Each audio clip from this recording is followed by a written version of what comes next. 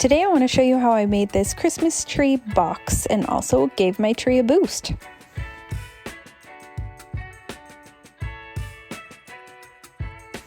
So 90% of this project is knowing how to make a box. I started with this appearance wood from Lowe's. I bought 2 of these panel planks and I cut them in half.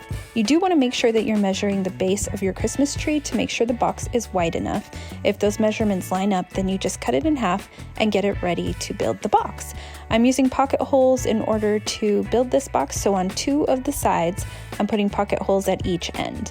Then I'm securing the pocket holes to 2 of the other sides that I cut to create the box. I'm using 1 1/4 inch pocket hole screws and completing that box with also some wood glue. Once the box is complete, it's time to build the shelf, and this is the part that will give your tree a little bit of a boost.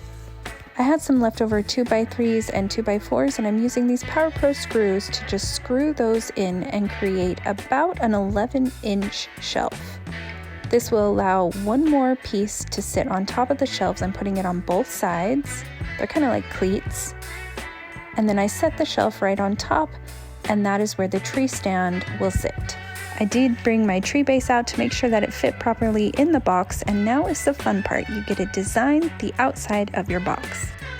I've made a few of these boxes over the years, and I found that I really enjoy having more than one design on the box so that I can change it around each year and have a different design.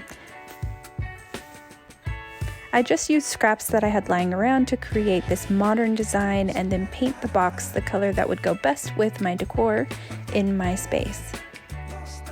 I did just use a pin nailer to attach this design onto the tree, and now I'm going to start with the newest design, which I'll be using this year.